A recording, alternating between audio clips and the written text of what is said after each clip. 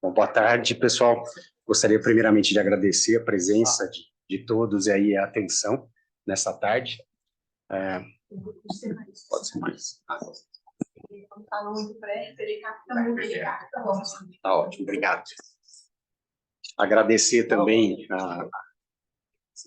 a mesa, aqui os integrantes da mesa pela colaboração nos projetos conosco no hospital. A doutora Beatriz Leão, aí pela mentoria, tem sido minha mentora nessa área aí, desde que eu fiz uma mudança de carreira, é sempre uma fonte infindável de inspiração para todos nós, né? E ao Robson, Jussara e Joyce pela colaboração nos projetos, né? Só para situar um pouquinho, a Alma Sírio-Libanês foi uma vertical interna de tecnologia e inovação criada na nossa instituição pelo entendimento que a saúde digital é um meio fundamental aí para a gente conseguir acelerar a saúde no país também e a democratização também dos processos de saúde, né? Aí tem tudo a ver com a apresentação de hoje, para que a gente possa criar aí produtos realmente que possam ser reutilizados e aplicados em outras realidades, né? Então, isso posto, vou trazer vocês um pouquinho para fora aqui para o mundo da saúde exclusivamente, de onde surgem os problemas que a gente vem tentando ajudar a resolver, né? Então, falar um pouquinho do potencial das ontologias clínicas aplicada nos registros eletrônicos de saúde para ajudar e auxiliar os profissionais de saúde. Não tenho conflitos de interesse em relação a essa apresentação. Os nossos objetivos aqui são justamente entender como a gente utiliza isso da melhor forma para auxiliar na prática clínica, tanto atualmente quanto o que a gente tem que estar preparado para os passos futuros. Tá? Então, um pouquinho para trás aqui, só para vocês entenderem o meu chapéu. Eu sou médico de formação, me especializei em cardiologia, trabalhei na área de cardiologia mesmo, clinicando, ainda trabalho durante bastante tempo. Fiz gestão de um grupo de cardiologia e, recentemente, nos últimos 3 anos, assumi a gerência de informática clínica do hospital, né? Durante a gestão, entendi a importância da gente agrupar e entregar esses dados de forma que eles possam ser utilizados adequadamente para a gente melhorar os processos em saúde, né? Então, o panorama é falar um pouquinho do que é o prontuário eletrônico, né? Não sei se todo mundo está familiarizado, mas dar uma breve atualização dos desafios da utilização da informação na prática clínica nos dias de hoje, né? E para suportar, dar o apoio à decisão clínica, né? Do potencial de quando a gente aplica as ontologias para essas funções, né? E as considerações de como devemos nos preparar aí para o futuro e quais tecnologias que podemos utilizar também para acelerar esse processo, né? Então, os registros eletrônicos, o prontuário eletrônico, né, ele data ali o início, começou nos Estados Unidos, na década de 70, onde surgiu principalmente aí de dados administrativos e tava pequenos computadores dentro dos hospitais que rodavam os processos principais, né? A partir daí, né, onde estamos, entre 90 e agora, isso se desenvolveu bastante, né, de localidade só na parte de 1990, ou seja, para servidores locais, isso foi escalado, né?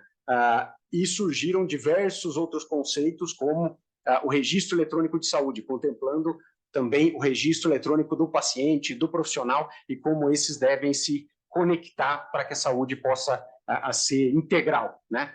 Lembrando que tem uma fala que diz que o recurso mais subutilizado em saúde é o paciente, né? Porque assim, a gente envolve muito pouco ainda o paciente, então é fundamental que a tecnologia também promova essa conexão, né? E o futuro é que esses prontuários eles passem de formulários, né, que a gente transpôs do papel e tem informação para tudo quanto é lado, para uma ferramenta realmente de colaboração e de informações que possam ser entregues na hora em que elas são necessárias ao profissional de saúde, né? Então, é para aí que a gente está olhando. Realmente temos que aprender e acelerar a colaboração para entregar a saúde.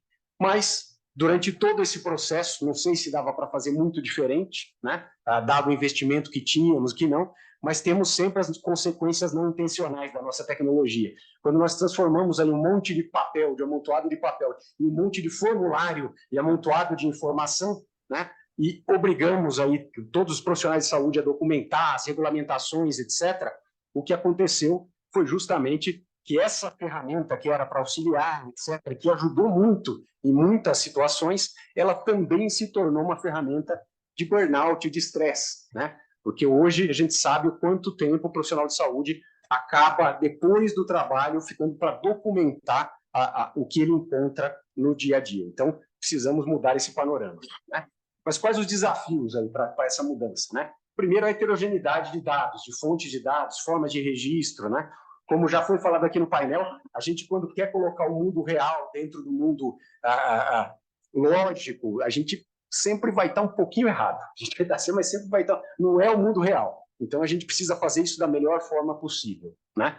A quantidade de dados, a gente vê que isso vem crescendo exponencialmente, né? Sobretudo agora, no século XXI. A gente teve um aumento e é cada vez mais rápida essa aceleração, tanto nos dados e informações de forma geral, quanto nos dados clínicos, né? Tem estatísticas que mostram que em 1950, para dobrar a quantidade de dados clínicos, levava 50 anos aproximadamente, né? Em 2020, a cada 73 dias, a gente dobra o volume de informações clínicas disponível. Então, isso é um desafio enorme, né? E desafio esse que a quantidade de dados que nós já geramos com sistemas atuais, ela já ultrapassa a capacidade cognitiva do ser humano. Ou seja, é dado demais, né, para raciocinar, informação demais. Então, a gente precisa realmente ter isso organizado e apresentado da forma correta e no momento correto para que seja uma informação interessante, senão vai ser só dado perdido dentro do prontuário, né? A qualidade desses dados e informações, como já a gente acabou de ter a discussão aqui do medicamento, de quantos parâmetros existem aí para a gente colocar em sistema, né? Nos conceitos clínicos não é diferente. Eu trouxe o exemplo do infarto, que a gente pode considerar um ataque cardíaco, pode ser um infarto, pode ser um ataque cardíaco, uma arritmia também pode ser um ataque cardíaco, né? Mas o IAM, que é uma sigla, é o infarto agudo do miocárdio. Então, essa complexidade não basta a gente classificar, a gente precisa entender, estudar as relações entre esses conceitos, para que a gente possa aplicar em ferramentas computáveis, né? E um outro ponto, quando a gente gera esse monte de dado, quando a gente falou com toda essa heterogeneidade do dia a dia, temos uma grande dificuldade de compartilhar também esses dados de maneira adequada, né? Então, isso acabou levando, como a gente trouxe, ainda se a gente contar a questão da vida real, né, o profissional de saúde, ele treina ali em estudo superior, de média 5, 13, 14 anos de estudo, e a gente coloca ele que foi treinado para cuidar do paciente, para imputar dado numa interface horrorosa. Então, assim, é um uso muito ruim, né, da capacidade do profissional de saúde. Se considerarmos o nosso panorama de saúde, né, envelhecimento e a transformação da nossa pirâmide populacional, né, a gente vê que milhões aí estão entrando, né, na terceira idade, e é justamente onde existe a complexidade das doenças e onde os custos de saúde eles são mais elevados, como a gente pode ver aqui no observatório da ANAP, né, que trouxe para a gente. Então, na primeira curva mais escura, os gastos do governo em saúde, que a gente vê claramente crescente nos últimos anos, e embaixo os gastos das famílias na saúde suplementar, que a gente também vê crescer, ou seja, é bem difícil. Depois da Covid, o que aconteceu no mundo? A gente tem aqui, trouxe o gráfico dos Estados Unidos, então em escuro a gente vê as vagas de emprego em saúde disponíveis. Para cá, desculpa. Os dados aqui, a gente vê o escuro, então são as vagas disponíveis no mercado de saúde americano, e em azul, aqui o que é preenchido. Então, além de ter uma população envelhecendo, mais necessidade de cuidado de saúde, a gente tem uma força de trabalho que está sendo reduzida. Então, a tecnologia tem um papel fundamental, né? Mas tem uma boa notícia, né? A gente está uma população de médicos mais jovens, mais mulheres representando os médicos, né? Então, uma geração que já vem nativamente digital. Então, é uma boa oportunidade para a gente acelerar a adoção dessas tecnologias, né? E como fazer isso? Tem dois conceitos muito importantes. Um conceito que data aí também da década de 70, que é de variação clínica, né? O que significa isso? Não sei se todo mundo está familiarizado, mas na verdade, a variação do cuidado em saúde que ela não é explicada pela doença, né? Então, para concretizar isso aqui, se a gente pensar em câncer de próstata tratado no interior do Brasil, comparar com o câncer de próstata tratado no hospital mais complexo de São Paulo, ele vai ter um custo diferente. Tem um custo que é explicado pela complexidade, mas quando a gente compara dois centros diferentes com a mesma complexidade, às vezes a gente tem grande variação de custo, né, na mesma doença. Então, a gente sabe que tem outros fatores que interferem aqui. E a gente só consegue controlar esses custos em saúde controlando essa variabilidade clínica, para que a gente realmente possa ter um cuidado de valor, né? Uma equação clássica aí, trazida pelo Porter, que é o valor entregue em saúde é proporcional à pertinência do cuidado, ou seja, ele tem que ser pertinente, né? Então, não adianta a gente fazer uma ressonância magnética para tratar uma amidalite não complicada, por exemplo, né? Então, isso não é pertinente. A gente vai fazer o diagnóstico, mas não é pertinente. Diretamente relacionado à qualidade e inversamente relacionado ao custo. Então, a gente tem uma equação de entrega de valor. Então, para resolver esse problema e garantir a sustentabilidade, a gente precisa realmente de informação adequada e de tecnologias que possam colocar as pessoas para colaborar na mesma página, né? Como fazer isso? A gente colocou o principal instrumento hoje dos profissionais de saúde, dos pacientes que estão embarcando também nas ferramentas, são os registros eletrônicos de saúde, né? Então, a gente sabe que ele pode melhorar o diagnóstico do paciente, uma vez que o histórico, por exemplo, vai estar ali acessível, informações importantes, evolutivas do paciente também podem ser acessadas, né? Eles podem reduzir os erros, melhorar a segurança do paciente e, com isso, a gente pode atingir melhores resultados, né? Com todos aqueles desafios que a gente colocou. Então, como acoplar aí o uso das ontologias nessa vida real, né? Então, entra justamente quando a gente quer apoiar a decisão do profissional de saúde, né, e tornar isso escalável e reutilizável, é necessário que a gente tenha um arcabouço que forneça esse relacionamento, como a gente viu aqui, entre os conceitos, né? Os conceitos são muito granulares, como a gente estava discutindo aqui, a gente precisa, às vezes, recuperar em um nível mais alto, em um nível de classificação, de conceitos, e às vezes em um nível mais...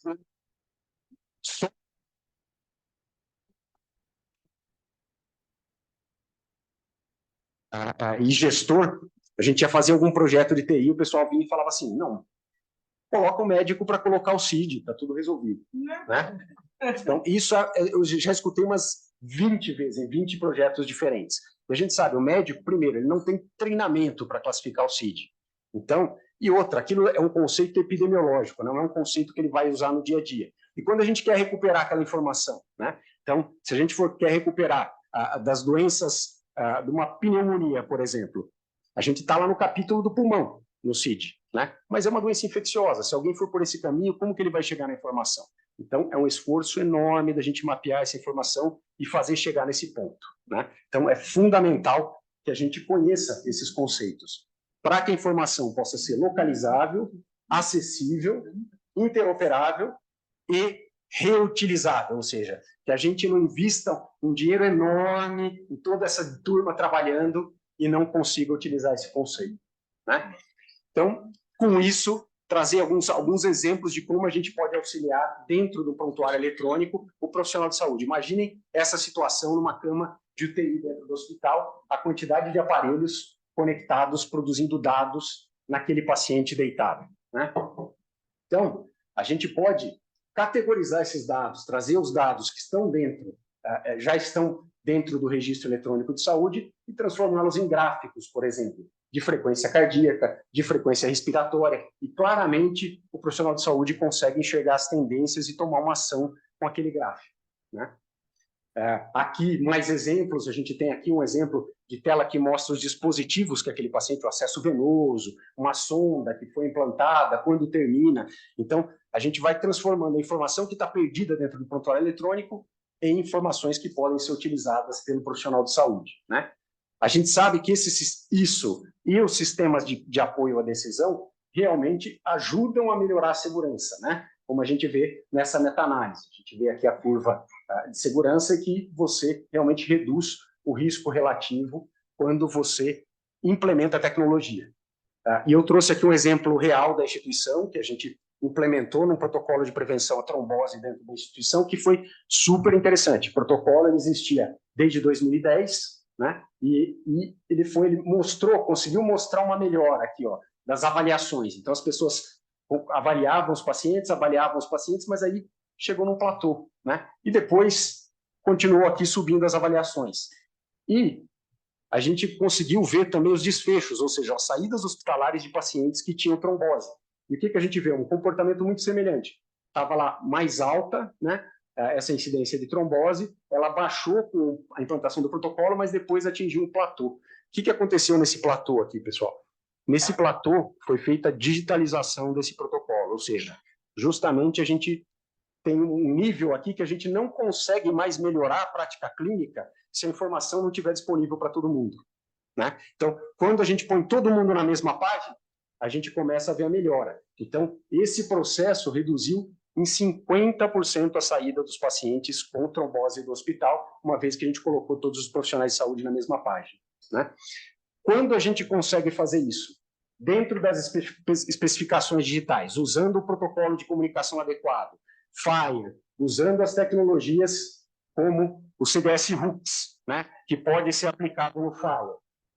Aí a gente consegue utilizar esse sistema que hoje ele está totalmente ali dentro do prontuário eletrônico e a gente consegue transformar num modelo computacional que a gente pode aplicar em outras instituições, né? Então, isso aqui, esse estudo das ontologias para essa aplicação é absolutamente fundamental. Então, aqui eu trouxe um exemplo também de uma implantação que o objetivo era auxiliar no diagnóstico da pneumonia, usando o CDS Hooks. E o que eles faziam? Davam essa informação em todo o sistema, que eram diversos hospitais, todos integrados no mesmo sistema. Então, integrava as imagens do raio-x, queixas do paciente, sinais vitais, resultados laboratoriais e a avaliação sistematizada desse paciente para dar uma recomendação. Olha, esse paciente tem pneumonia, então dava a recomendação, olha, tem uma chance grande de ter, né?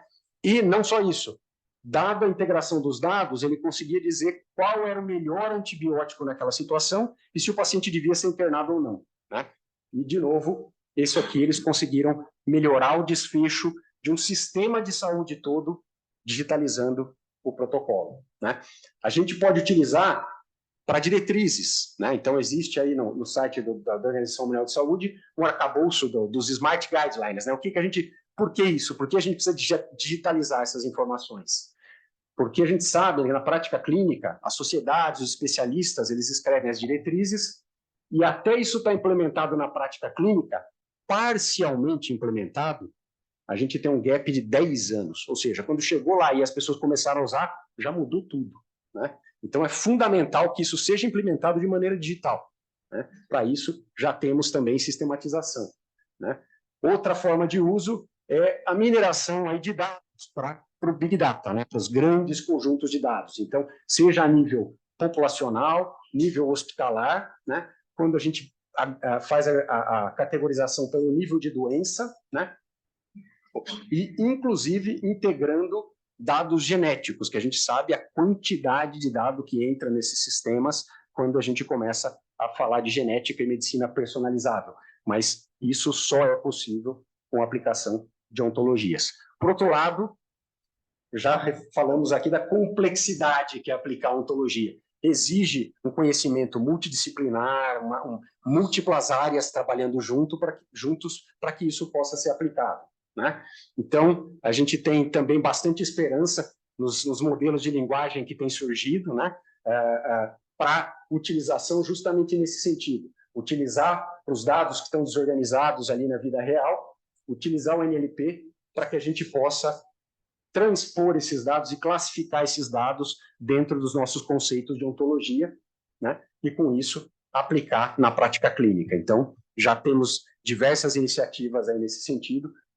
Quem sabe isso pode nos ajudar bastante no futuro a acelerar a implantação dessas ferramentas digitais, né? E, para terminar, eu vou falar um pouquinho só do projeto do hospital, puxar aqui, dar um spoiler do que a Joyce está trabalhando, né? Isso surgiu lá dentro do hospital. O que a gente viu? Apesar de a gente conseguir atender direitinho o paciente que sofre uma reação alérgica, né? Então, dar o remédio adequado, fazer melhorar rápido, etc., nós, como profissionais de saúde, somos ineficientes em colocar isso de forma estruturada dentro dos sistemas. Então, numa segunda vez que o paciente vem, poucos lembram que tiveram alergia. Isso é incrível, as pessoas não lembram, então, assim, não informam, às vezes vem inconsciente ou vem sem o acompanhante que estava junto. Então, essa informação não volta e a gente acaba expondo de novo os pacientes a isso. Por que isso, pessoal? Porque o profissional de saúde está preocupado em tratar do paciente, e ele trata direitinho. Ele não está preocupado em documentar, e a documentação leva muito tempo. Naquele tempo que ele sentou para documentar, chamaram para ver mais 3 pacientes, né? Então, a gente não pode esperar que o profissional sozinho possa fazer isso. Então, a ideia aqui que a gente está trabalhando é justamente conseguir trazer esses dados de dentro do prontuário, né? Classificá-los de forma organizada para que eles possam nos auxiliar futuramente a proteger nossos pacientes de reações graves, né? E a gente viu na revisão de literatura que isso é mundial, né? Isso não acontece só dentro do hospital. Então, em resumo, é fundamental a digitalização para que a gente possa ter sustentabilidade, né? Utilizar essa informação de forma adequada, e isso é um processo complexo, né? Porque as informações elas precisam estar acessíveis no momento correto para serem utilizadas, e a gente já tem um excesso de informações, como eu falei. Nesse sentido, para que a gente possa classificar e categorizar e estudar as relações e fazer inferências, é fundamental que isso esteja acoplado às ontologias clínicas, né? E talvez no futuro aí os modelos de linguagem em escala possam nos ajudar nesse processo. Muito obrigado aí a todos, deixo meus contatos. Vou fazer pergunta para vocês dois, eu acho que vale. Você quer?